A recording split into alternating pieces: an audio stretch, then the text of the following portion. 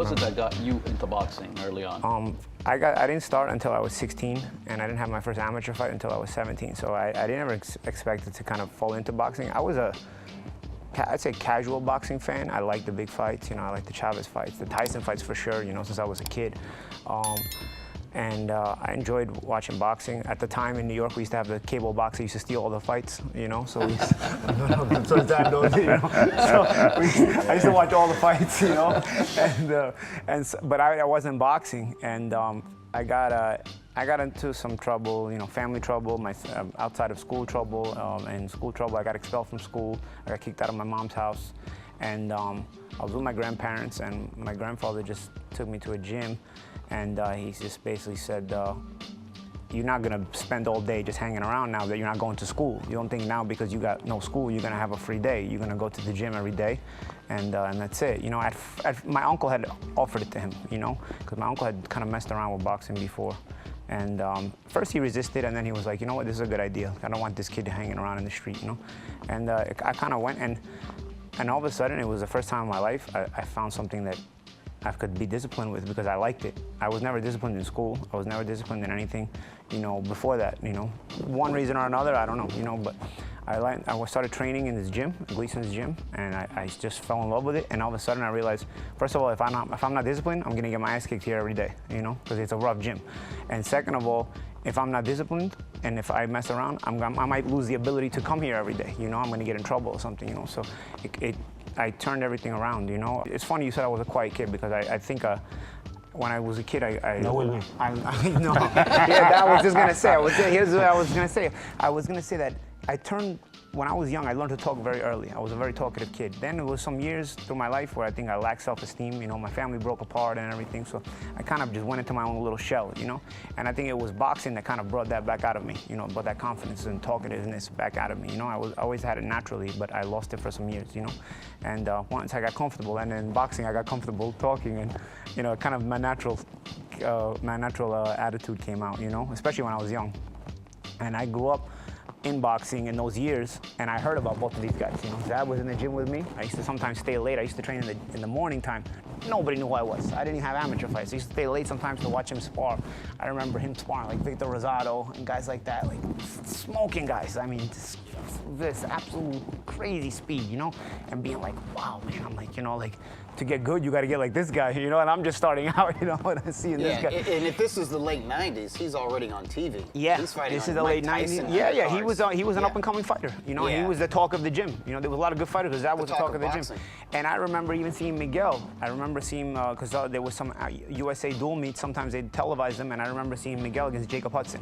And I remember watching him beat Jacob Hudson one day. I think it was 99 or 2000. So I knew who they were, and I was watching them, and I knew, like, I gotta get to this level, and I started late. I remember thinking, like, I gotta get to this level to if I want to be somebody. I have to make up the years that everybody else started younger than me.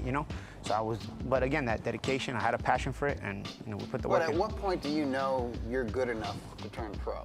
Like, you don't have an older brother who was an Olympian, and you didn't start out when you were 6 years old. You know what like the best Zab. thing is? They say ignorance is bliss, right? And for me, ignorance was bliss. I started boxing in 1997. I still remember the first day I walked in the gym, June 26, 97. The real reason I remember the day is because it was a Thursday, and 2 days later, Mike Tyson bite fight with Evander Holyfield happened, and that's the date of June 28th, 1997. So my first day in the gym was June 26, 1997. Like, literally, like, get in front of a mirror and learn to throw a proper jab, that kind of first day, And I had my first amateur fight in March 1998, and for some, again, ignorance is bliss. I thought, I'm gonna make the 2000 Olympics. And then from there, I'm gonna turn pro, and I'm gonna have my goals. In my mind, that's what I was gonna do. You look at it now, like, you're not gonna start boxing in 2 years, make the Olympics. It's very difficult, But in my mind, that's what I'd set out to do. I didn't make the Olympics, obviously. Miguel did. I did, yeah. Yeah. So that was 96. So I didn't make it, but in my mind, I was thinking that's what I was gonna do. And then I said, and then I'm gonna turn pro. So 2000 comes, I don't make the Olympics, so I'm disappointed. But I said, I'm still pretty good, but I don't think I have enough experience to turn pro yet. So I'm gonna give myself another year. I had some offers already in 2000, but I just didn't trust that my comfort zone inside the ring yet. I felt like there was some moments during my fights where I was still making uncomfortable decisions, and I said, if I do that in a pro fight, I could get knocked out. I waited one more year. And then one more year later, I had the comfort to turn pro. At this period, who were your teachers? Who were your trainers? I started with, as a matter of fact, Puerto Ricans were my first couple of teachers in boxing. My first trainer was Willie Badillo in Gleason's gym. He was a Puerto Rican trainer. And then my pad man, because Willie was a little older, he couldn't keep up with the pads as I gained speed. My pad man was Orlando Carrasquillo. Zab knows him. And I learned a lot with Orlando as well, both Puerto Rican guys. And Orlando actually had done a lot of pad work in the main events camp. So he'd done work with Colonel Whitaker, Meldrick Taylor, Arturo Gotti, all those guys. So and I remember the first time I saw him, he was working pads with Junior Jones in Gleason's gym, you know? And so I learned a lot from those two guys. Those are my first two teachers, you know? And they kind of worked together, you know? And that was where I got my base, my boxing style, you know? It was kind of that New York Puerto Rican style, you know? I had to Camacho, you know? Like that, you know? Because I always found Puerto Ricans from the island fight different than Puerto Ricans from New York, you know? Like I felt like it was more flashy in New York, and then Puerto Ricans from the island are more set on real bangers, you know, like punching, you know, like Wilfredo Gomez. Great technique, but Wilfredo Gomez, you know, Miguel, Felix Trinidad, you know? Yeah, and New York was more of a flashy style Puerto Rican, you know? So I kind of got that New York style taught to me, and I picked it up. And I had natural speed, and so, you know, like Miguel said, hard work. I never really said, yo, I'm gonna be a world champion. I'm gonna be a boxer. Of course, as you go in, that's your thought pattern of a fighter. But I never really told myself in school, I'm gonna be a champion world fighter. No. I never had that. I don't know. I just kept boom. Three completely different. You know, it's funny he says that because I remember he was a coach at the 1999 Empire State Games, helping the younger fighters, and he actually mentioned something about the amateurs like that. I remember Zab saying he was talking to the team, and we all looked up to him at the time. You know, we were all younger than him, all trying to be like him. He was a hot prospect on the verge of a world title, and I remember he said, and he was already pro, and he said, these amateur fights all matter. He's like, don't think because they're not getting paid they don't matter. He goes, because you see, you want this bag of money here, you have to bring this sort of resume from the amateurs. He goes, when it's time to turn pro, they're gonna have a bag of money and they're gonna say, what can you show me? And you gotta say, well, I got all this that I won in the amateurs. You know what I'm saying? And I remember him, that specific advice. He didn't just tell me, he told a bunch of us. We were sitting there listening to him. And it's funny that he just says that, you know, one tournament, you go to the next tournament, you go to the next tournament, you go to the next tournament. Because that's all the things people wanna see, that resume build up. And correct me if I'm wrong, Paulie, when you fought Miguel, that was like your litmus test. We're like, okay, this kid's undefeated. He's got the gift of gab. He's got the gift of jab.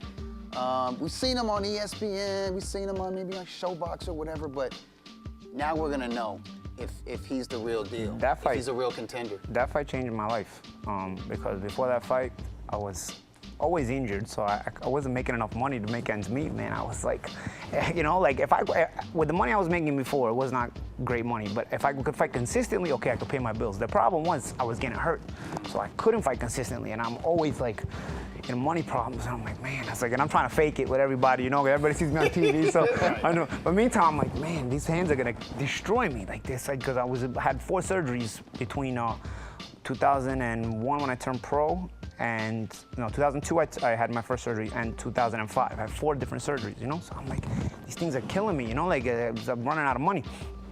And I remember when I got the phone call. I still remember the phone call I got. They say, you know, you can challenge for the title, and I was excited just because, you know, at the time, for me, that's like super money. I say, for me, it's like, oh my God. I'm like, I finally can, you know, get this money, and also it's your dream. You've been waiting for the world title shot, you know, like it's the thing you've been waiting for since you first walked into the gym, you know, and so I was excited, you know. It happened to be Miguel, but for me, it could have been as long as I was getting the world title shot. And then, of course, knowing that he was my age, that's why I was talking so much. You know, he was my age, and I said, this guy's not, you know, he's knocking everybody out. He's scary, you know. But I said, you know what? This guy's, you know, he's my age. He's like me, you know. Like it's like, you know, sometimes you have a way you look up to older guys, but I'm like, this guy's like me, you know. And then I remember when we got the fight, and I'm starting to watch video. So I'm starting to watch video. Like now I've always watched him come up, but now I gotta seriously watch him. And I'm like, man, this fucking guy's strong, man. I remember watching the Victoriano Sosa knockout, and the Corley fight, the Torres fight. Yeah, no, but it was like, I mean, it was violent. Like I remember Victoriano Sosa going down on his ass and just having this look on his face, like, what did he just hit me with, you know? And I remember, okay, man. I was like, this is gonna. And I remember walking in when I was getting ready for the fight, just telling myself, I'm gonna probably get hit harder than I've ever been hit in my life. You know, that was kind of the mentality I trained with. Like, I'm probably gonna get hit harder than I've ever been hit in my life. So when it happens, maybe I'll overestimate it. I said, maybe and then if it's not as hard, it'll be better for me. But just think to myself, I got hit harder than I ever got hit in my life. And I was hoping I overestimated it, but nah, he hit that hard. And early on, he too. Hit that hard, yeah. He hit that What hard. did you think of Paulie when they told you were going to fight him? Paulie talked too much before the fight. He was in the press conference because of my problem making weight. I couldn't touch water, I couldn't touch food, and he was making jokes about our water in his turn in the press conference was making me mad, You don't want to get Miguel mad. Here's the thing, Miguel was the kind of guy, I noticed this in the build-ups to his fights. Everybody was like, I want to thank the champion for giving me the opportunity. Like, very, very respectful to him.